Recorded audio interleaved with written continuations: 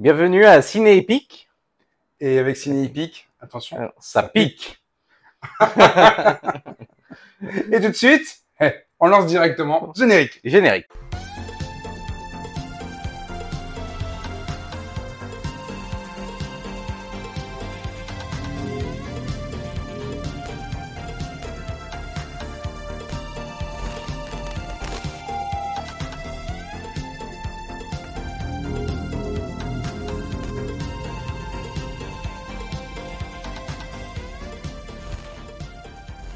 Bon ben, bonjour les amis. Salut à tous. Salut. Doc, on va vous présenter un film qui s'appelle Une nuit en enfer.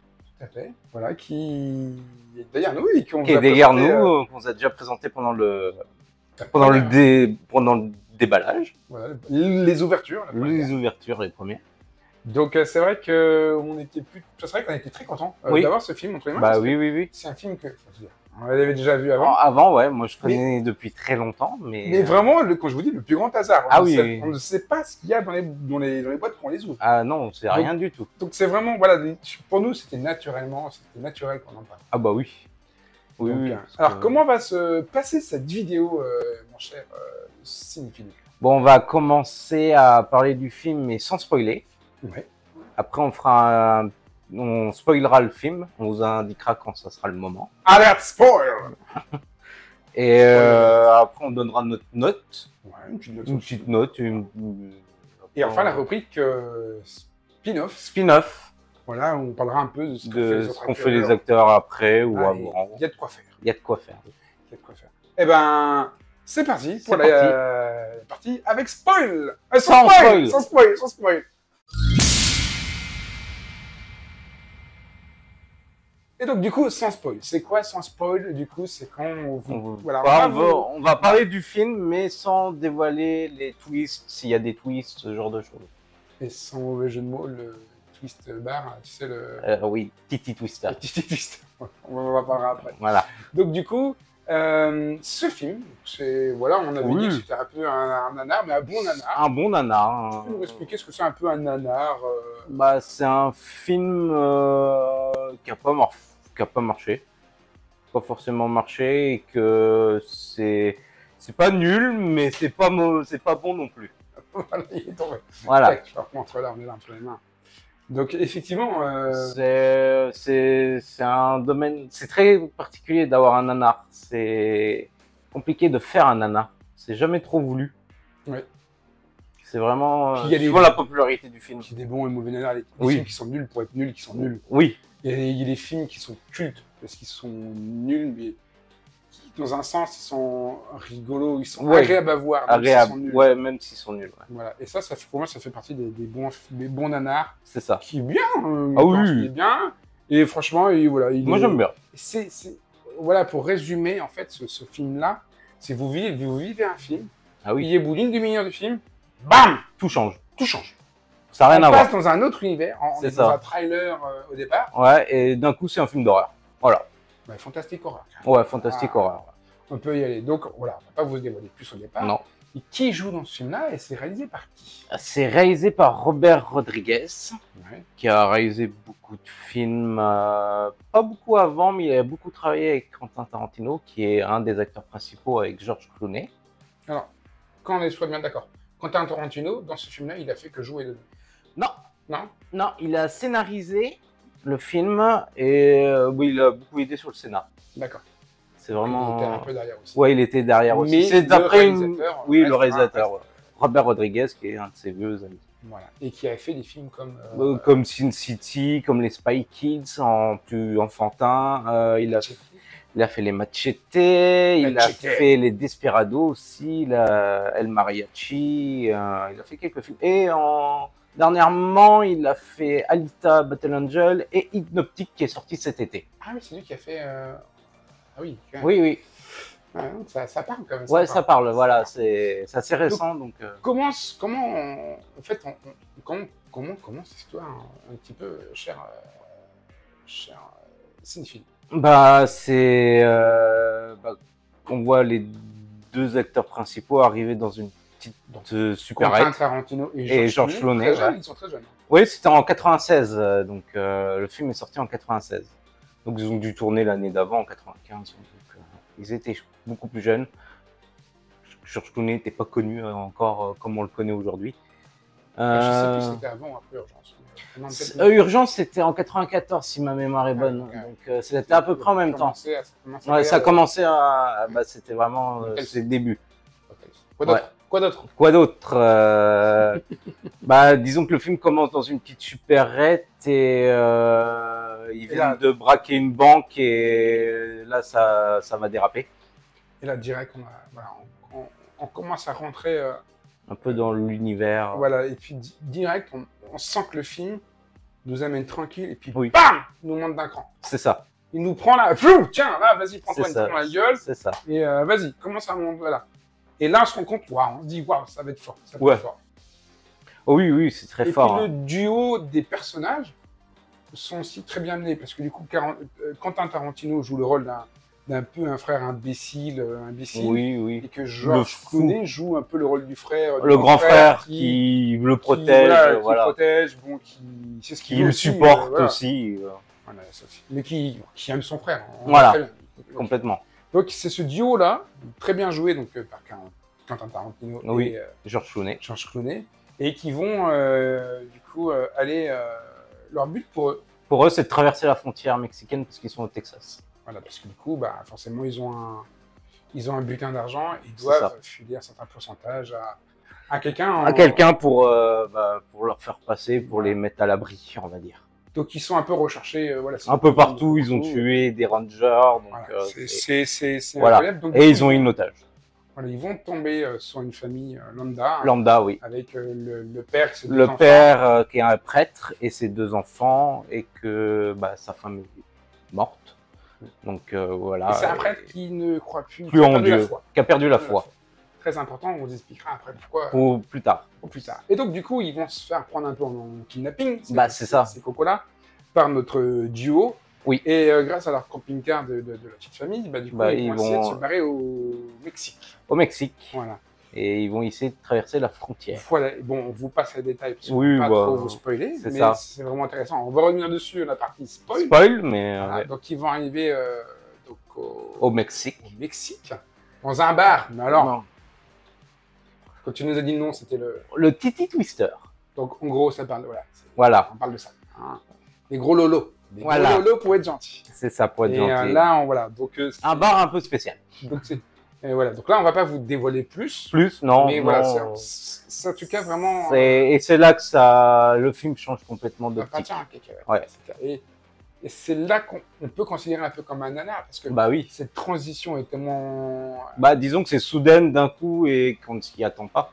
Ouais. Et c'est pas comme si ça restait dans la continuité du début, c'est vraiment ça. Et on va mélanger un style de fantastique, horreur, mais avec une part de comédie aussi. Oui.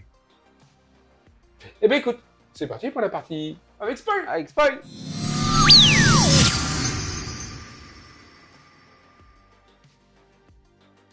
Et donc nous aussi de retour avec la partie spoil. Et donc maintenant, qu'est-ce qui va se passer? Donc nous, voilà, quand ils vont commencer à partir au Mexique. Voilà, il se passe pas mal d'événements qu'on vous laisse un peu la surprise. Ouais, on n'est pas, voilà. Et donc ils vont arriver dans ce fameux bar, parce que du coup, Georges Clooney, donc interprété par, qui est le nom du personnage principal. C'est Seth Gecko. Seth Gecko. Seth, ça fait référence un peu au diable. Oui, c'est ça. Et donc, du coup, ils vont arriver dans ce fameux bar, donc qui est un bar, mais totalement disjoncté, où c'est vraiment un bar pour cliché, adultes. Typiquement cliché du routier dégueulasse. Parce que, voilà, c'est vraiment un truc de routier à la base. Ah oui. Parce qu'ils le disent clairement, c'est réservé aux routiers. Justement, c'est réservé aux routiers. Donc voilà. Et donc, ils vont attendre leur rendez-vous, parce qu'ils ont rendez-vous le lendemain matin avec... le lendemain matin, ils ont rendez-vous avec leur contact qui s'appelle Carlos. Voilà, pour pouvoir donner la moitié de la thune, et après, ils relâchent, ils relâchent les personnes qui l'ont kidnappé. C'est ça. Donc voilà, mais ça va pas se passer comme prévu. Non. Parce qu'il y a une belle danseuse, à un moment donné. Qui est jouée par je connais qu'elle, Salma Hayek. Voilà, que je ne connais pas. qui est, voilà, qui est... Très belle, Oui, très belle oui. femme, en tout cas, au moment du film. Oui, bah Toujours toujours aujourd'hui. Et donc, ce qui va se passer, c'est qu'elle va, je crois, mordre. Oui, elle va mordre Richard, Richard. qui est joué par Quentin Tarantino. Et en fait, c'est un repère de vampires, en fait, cet endroit. Et ils ferment toutes les portes, plus personne ne peut sortir. Et comme ils disent dans le film, le dîner est servi. Et c'est là que ça part en cacahuète. Parce que du coup, le film, on se dit, on a un trailer pendant 45 minutes. Ah, c'est ça, ouais. Et là, blam, Bam. on passe dans le fameux côté horreur. Fantastique. Et ce qui est marrant, c'est qu'à ce moment-là, donc du coup, ça va être, il y a beaucoup de gens qui vont mourir. Bah oui, là d'un coup, il y en a beaucoup. Et donc, il y a quelques protagonistes dans le bar Oui. qui vont être assez amusants, dont un avec un flingue zizi. Oui, qui est joué par Tom Savini, qui se fait appeler dans le film Sex Machine. Sex Machine, voilà. Donc, c'est assez marrant. Assez marrant, ouais. On a un acteur, un grand acteur black. Oui, c'est Fred Williamson. Que tu as vu, que tu as rencontré, je crois. Que j'ai rencontré une fois, oui. Effectivement, donc acteur assez impressionnant. Ouais, c'est impressionnant, il fait plus de 2 mètres. Tu le vois, t'as peur. Donc c'est pareil, il va y avoir des scènes assez marrantes. Ouais, c'est là-dessus, ouais. Du coup, ça rend le côté un peu plus nanar. Bah, c'est ça, plus marrant. Plus... Voilà, franchement. Ouais, franchement, cette partie-là est très drôle. Donc, bon, ils vont mourir. Bah, oui, et à la fin, il va rester plus que. Du coup, du coup, quand il se fait tuer, il se fait. Oui, parce qu'il se fait transformer. Il se transforme en vampire, il devient vampire, il se refait tuer par Seth. Oui, par son frère, parce que les autres voulaient le tuer, mais Seth, il voulait pas, donc... C'est moi qui m'en occupe. Hein. C'est ça. Donc, effectivement, et donc, du coup, ils vont se réfugier, etc. Dans les caves du bar. Et malheureusement, il n'y aura plus que Seth et la jeune femme, la fille de la famille qui va survivre. Qui va survivre à la fin du film. Ouais. Et Seth va donner un peu de thune quand même à la nana. Ouais. Et la nana va dire bah, tu vas pas me lâcher là. Puis là tu dis tu sais, je suis un vilain, donc vaut mieux pas que tu restes avec moi. C'est ça. Et donc fin du film quoi. Bah oui. Et en fait on découvre avec un plan séquentiel, un plan large. Ouais, un plan large, ouais. Avec une sorte de dézoom là comme ça, un plan large. Que en fait le bar est monté sous une pyramide Maya Aztec. Que ça faisait des siècles que ça durait ce petit manège. Donc voilà. Donc bon, c'était la partie avec spoil. Voilà, on a essayé de garder un peu de choses. Oui, on a essayé de garder. On n'a pas tout dit parce qu'il y a des trucs bien. Et on a obligé de préciser que le film est quand même interdit à moins de 16 ans. Donc, ouais, il y a quand même. Il y a quand même, voilà, il y a des scènes un peu explicites. C'est quand même, voilà, interdit à moins de 16 ans, effectivement, je l'ai bien là.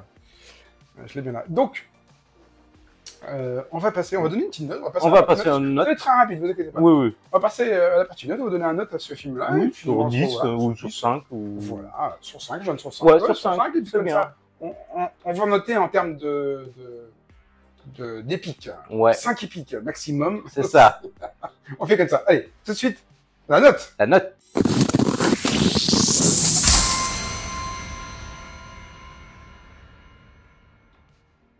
Et donc, nous voilà de retour pour la note. Bah oui. Donc, sur 5 épiques, combien d'épiques tu donnes Je vais lui donner 4 pics. À 4 pics quand même. Ouais, quand même. Mais écoute, moi je vais donner, je vais être comme toi, je vais te donner 4 pics aussi, 4 pics.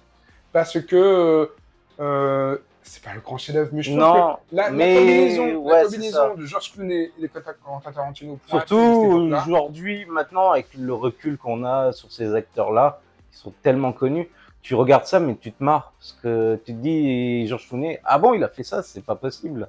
Parce que maintenant, il est connu pour avoir fait vraiment des films assez sérieux et pas des trucs d'horreur, voilà. Puis Quentin Tarantino, j'ai l'impression que tout ce qu'il fait, ça... Bah, ça a toujours marché. Et bah, sur pour moi, Kill Bill, c'est sa licence qu'il a fait le plus connaître. Oui, c'est un des films qu'il a fait le plus connaître avec Pulp Fiction. Voilà. Franchement, ouais. Et bah, en tout cas, c'était la partie note, et du coup, on se retrouve à côté de notre petite rubrique spin-off. Spin-off.